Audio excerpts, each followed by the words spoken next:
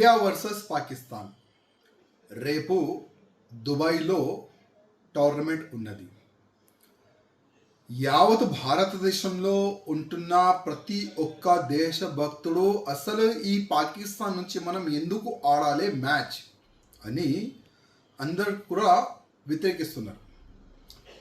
నేను కూడా ఈ మ్యాచ్ని మనం బైకాట్ చేయాలని నేను బీసీసీఐ అధికారులకి నేను రిక్వెస్ట్ చేస్తున్నాను.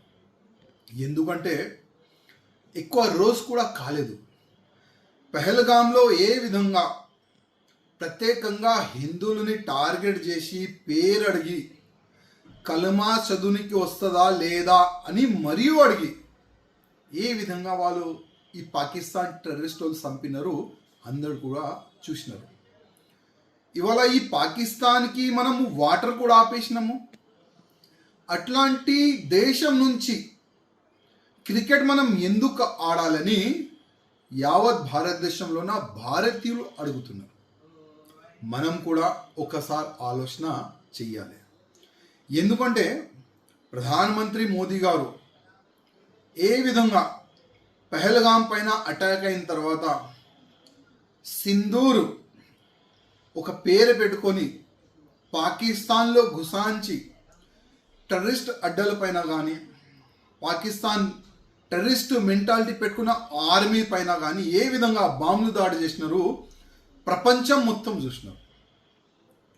ఈ భయపడి పాకిస్తాన్ వాళ్ళు మోదీ గారి ముందు ఏ విధంగా వంగిపోయినారు మొత్తం ప్రపంచం చూసినారు.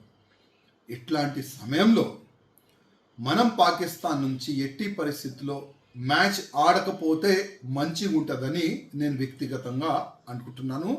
కొంతమంది సుప్రీంకోర్టులో పిటిషన్ కూడా వేసినారు. అసలు ఈ పాకిస్తాన్ భారత్ ఈ టోర్నమెంట్ జరగకూడదు అని కూడా చాలా వరకు అడ్వకేట్లు పిటిషన్ కూడా వేసినారు. చాలా వరకు ఈ పెహల్గాంలో చనిపోయిన మన హిందువులు ఫ్యామిలీ వాళ్ళు కూడా అంటున్నారు అసలు పాకిస్తాన్ నుంచి మనం ఈ టోర్నమెంట్ ఆడొద్దు, ఈ మ్యాచ్ ఆడొద్దని వాళ్ళు కూడా వ్యతిరేకిస్తున్నారు. అందరు వ్యతిరేకిస్తున్నారు. యావత్ భారతదేశంలో ఉన్న ప్రతి ఒక్క భారతీయులు వ్యతిరేకిస్తున్నారు.